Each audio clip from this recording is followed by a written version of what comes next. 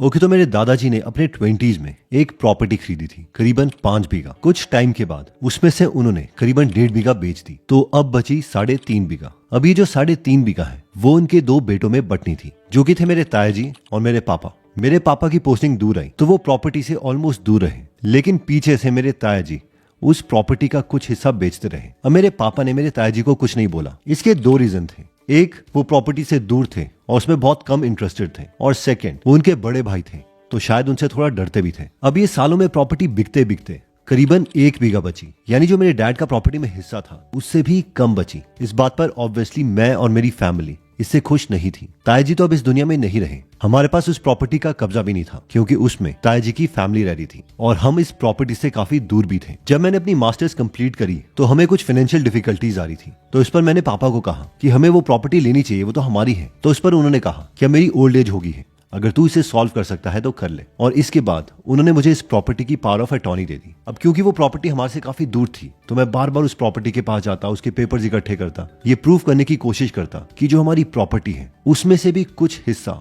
Already उन्होंने बेच दिया है, इसलिए जो रिमेनिंग प्रॉपर्टी है उस पर सिर्फ हमारा हक है। अब सिर्फ ये चीज करने के लिए मुझे 2 से 3 साल लग गए। उसके बाद मैंने ताया जी की फैमिली से बात करी कि ये सिचुएशन है। अब क्योंकि कब्जा उनके पास था तो उन्होंने कहा कि पुरानी बातों को भूल जाओ, ऐसा नहीं होता। अब जितनी भी प्रॉपर्टी बची है उसे 50-50% किया जाएगा। ये बातें जब मैंने अपने पापा से शेयर करी तो वो बहुत गुस्सा हो गए, क्योंकि इस प्रॉपर्टी के साथ उनके बहुत सारे इमोशंस जुड़े थे। उन्हें इस प्रॉपर्टी से पैसे भी नहीं चाहिए थे। उन्होंने कहा, नहीं तो उन पर केस कर दे। तू नहीं जानता कि इस प्रॉपर्टी के लिए मैंने क्या क्या किया है। हमने इस प्रॉपर्टी में बड़े बड़े गड्ढे होते थे उसे भरा है, यहाँ पर पेड़ लगाए हैं, यहाँ पर मेरा बचपना गुजरा है। हमारा हिस्सा बेचने के बाद भी वो ऐसा कह रहे हैं, ये बिल्कुल भी ठीक नहीं है। और इमोशनली मैं उनकी ये बात समझता भी था, लेकिन मैं ये भी समझता था कि अगर हम केस में चले गए 10-15 सालों से पहले सॉल्व नहीं होने वाला, और उसमें बहुत ज्यादा एनर्जी जाएगी, क्योंकि हम अब उस लोकेशन से बहुत दूर सेटल हो गए थे। मैंने इसके बारे में बहुत सोचा। फाइनली मुझे ये समझ आया कि इस केस को हम 2 चीजों से सोच सकते हैं। एक, या तो हम उन्हें सबक सिखाएं, और ये सबक सिखाने के लिए हम 10-15 साल तक अपने दिमाग का सारा पीस दे दें, क्योंकि जब तक ये केस चलता रहेगा हर हेयरिंग में, हर एक चीज में हमें ये लगा रहेगा कि अब क्या हुआ, अब क्या हुआ। या फिर सेकंड,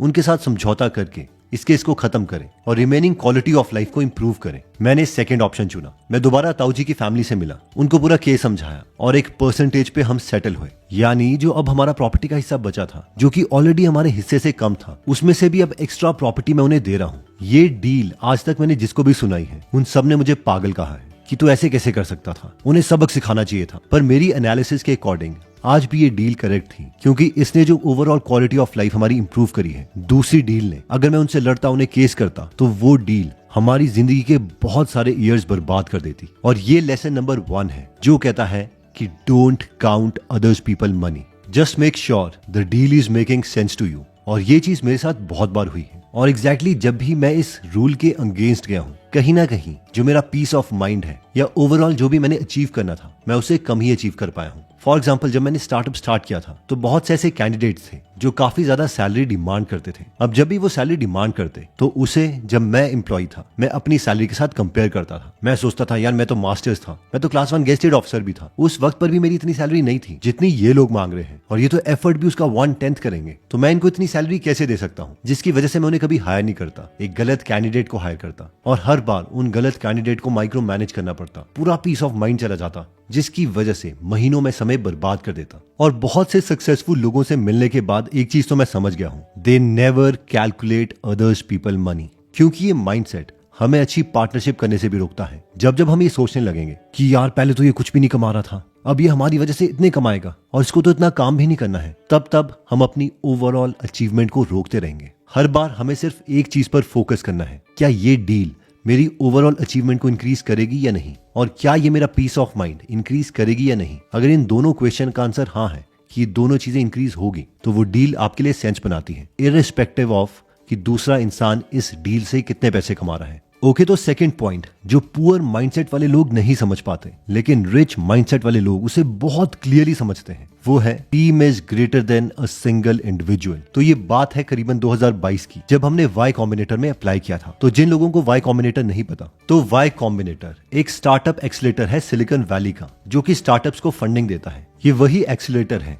जिसने एयरबीएनबी, कॉइनबेस, ड्रॉपबॉक्स, रेजर पे, ज़ेप्टो जैसे कंपनीज को फंड किया है। इवन की ओपन एआई के सीईओ सैम ऑल्टमैन की पहली कंपनी लूप्ड भी इन्होंने ही फंड करी थी और बाद में सैम ऑल्टमैन वाई कॉम्बिनेटर के प्रेसिडेंट बने और ये छोड़ के ही बाद में उन्होंने ओपन एआई यानी ChatGPT स्टार्ट किया। ओके, तो हमने भी इनकी एप्लीकेशन भरी, उस एप्लीकेशन में हम सिलेक्ट हुए, हमने इंटरव्यू भी दिया और उसके बाद हमें इनकी ये मेल आई जिसमें इन्होंने लिखा था कि इन्हें पसंद है जो बिजनेस हम क्रिएट कर रहे हैं, लेकिन ये थोड़ा हेजिटेट कर रहे हैं हमें फंडिंग देने के लिए जब तक हमारी टीम में एक फुल टाइम प्रोग्रामर नहीं आ जाता। अगर हम एक फुल टाइम प्रोग्रामर नेक्स्ट 30 दिनों में ले आते हैं तो ये हमें दोबारा इंटरव्यू करेंगे। और इस मेल के बाद हमारा ये रिप्लाई था कि अभी हम थोड़ा वेट करना चाहते हैं, हम नेक्स्ट सेशन में अप्लाई करेंगे। उसके बाद हमने कभी अप्लाई नहीं किया। मेरा थिंकिंग मॉडल ये था कि हम कोई गूगल नहीं बना रहे हैं, हम सिर्फ एक बुक समरी एप्लीकेशन क्रिएट कर रहे हैं जिसमें टेक्स्ट से ज्यादा कंटेंट की वैल्यू है। वाई कॉम्बिनेटर को रिजेक्ट करने के बाद स्टार्टिंग के 1 साल तक तो मुझे थियरी ठीक भी लगी क्योंकि हम अच्छा ग्रो भी कर रहे थे और ट्रैक्शन भी मिल रहा था और लोगों को हमारा काम पसंद भी आ रहा था।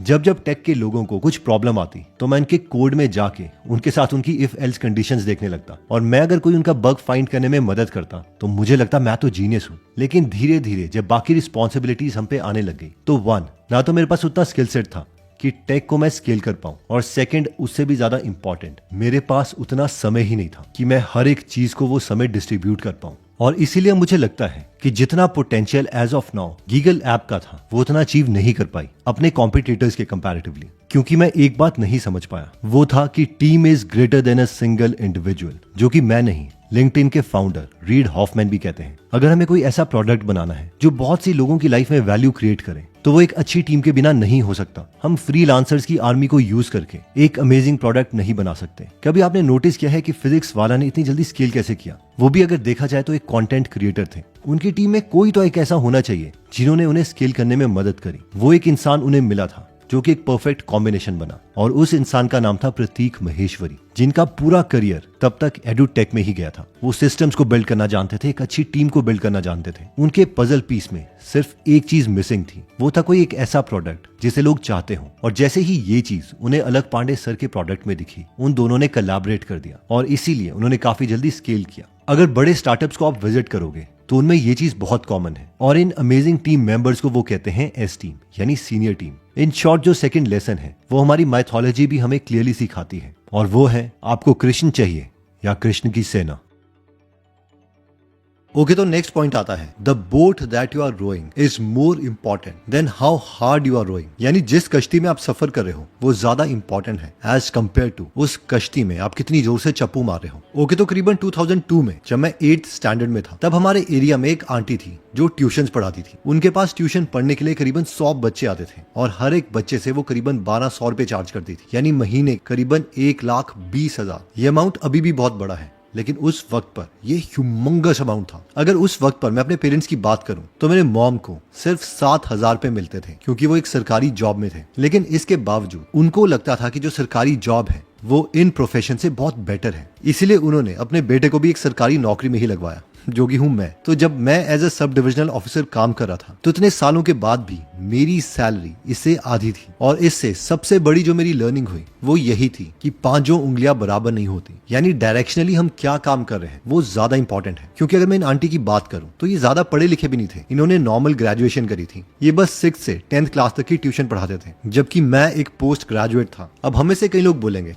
यार ऑब्वियसली हम होते तो हम ये आंटी की तरह ही काम करते, लेकिन अगर अभी मैं बात करूं तो सोशल मीडिया में मुझे हर रोज इसी तरीके के कमेंट्स पढ़ने को मिलते हैं, यार इसने लाइफ में किया ही क्या है, ये तो बस यूट्यूब में बैठे बैठे ज्ञान मार रहा है। और वो ना समझ लोग ये नहीं समझ पाते कि यही काम तो बहुत सालों पहले ये आंटी भी कर रहे थे। वो एक्चुअल में कुछ नया नहीं कर रहे थे, वो सिर्फ ज्ञान ही बांट रहे थे। लेकिन ये इक्वेशन इसी तरीके से काम करती है, जहाँ पे ज्यादा डिस्ट्रीब्यूशन है वो इंसान ज्यादा ही कमाएगा। और पुअर माइंडसेट वाले लोग हमेशा इस गेम को क्रिटिसाइज करते रहते हैं, जबकि जो समझदार लोग हैं वो सिर्फ ये डिसाइड करते हैं कि उन्हें ये गेम खेलनी है या नहीं। नेक्स्ट पॉइंट कहता है कि money in your pocket is greater than spending. ये आर्टिकल देखिए, यहाँ पर बताया जा रहा है कि अंबानी जी की शादी में करीबन 5,000 करोड़ रुपए खर्च हुए थे। 2-2, 2.5 करोड़ों की घड़ियां तो उन्होंने अपने गेस्ट में ऐसे बांटी जैसे हम लोग अपनी शादी में शक्कर पारे बांटते हैं। अब रिसेंटली कुछ दिन पहले मैं और मेरा फ्रेंड बात कर रहे थे, उसने कहा क्या यार स्टेटस, अंबानी भी तो स्टेटस दिखाता ही है। अगर हम लोग स्टेटस दिखा दें तो उसमें बुरा ही क्या है? या फिर स्टेटस की डेफिनेशन है क्या? एक महंगी गाड़ी खरीदना स्टेटस है क्या? अच्छे कपड़े खरीदना स्टेटस है? कुछ नहीं है यार, जिंदगी जियो, जो कि लॉजिकल भी है। बट अगर इसका फर्स्ट प्रिंसिपल देखा जाए तो एक्चुअल में स्टेटस वगैरह कुछ भी नहीं है। रियलिटी ये है कि ये वाली इक्वेशन कभी मैसअप नहीं होनी चाहिए,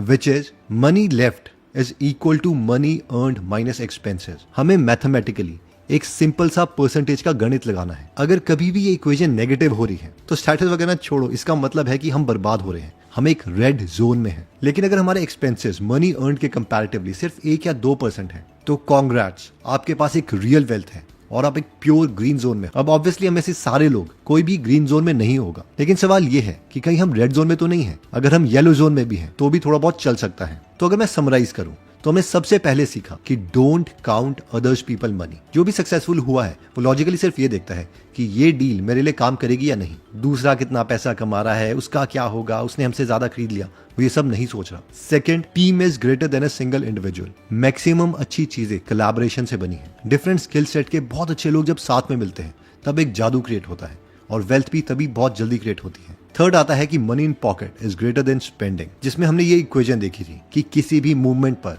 बस जो एक्सपेंसेस हैं वो हमारी इनकम से ज्यादा नहीं होने चाहिए। अगर वो हो रहे हैं तो या तो हम पागलों की तरह स्टेटस ट्रैप में आगे हैं या फिर ये इनकम प्रॉब्लम है जिसके लिए हमें अपना स्किल इंक्रीज करना है। और फाइनली हमने देखा था the boat that you are rowing is more important than how hard you are rowing, जिसमें हमने ये ट्यूशन वाली आंटी का एग्जाम्पल लिया था। तो कोई भी अगर सोशल मीडिया से आजकल पैसे कमा रहा है तो उसको क्रिटिसाइज करने के बजाय आप सिर्फ ये देखो आपने ये गेम खेलनी है या नहीं, या कोई और ऐसी गेम है जहां पर आपके पास लेवरेज है, यानी 1 यूनिट काम करने पर 100 यूनिट आउटपुट आ रहा है। मेरे पड़ोसियों की तरह उस आंटी को क्रिटिसाइज मत करो। और हाँ, अगर आप प्रीमियम किताबों से बहुत कुछ सीखना चाहते हैं तो आप गीगल एप्लीकेशन डाउनलोड कर सकते हैं, जहां पर 2500 से ज्यादा बुक समरीज आप हिंदी इंग्लिश में पढ़ भी सकते हैं और सुन भी सकते हैं। गीगल ऐप लाइफ लॉन्ग आपका फ्रेंड रहेगा। तो अगर आप इस एप्लीकेशन में इंटरेस्टेड हैं तो इसका लिंक मैंने डिस्क्रिप्शन और फर्स्ट कमेंट में दे दिया है। एनीवेज दोस्तों, अगर आप ऐसी नॉलेजेबल वीडियोस मिस नहीं करना चाहते तो सब्सक्राइब करने के बाद बेल का बटन दबाना मत भूलिएगा। जल्दी हम आपसे दोबारा मिलेंगे।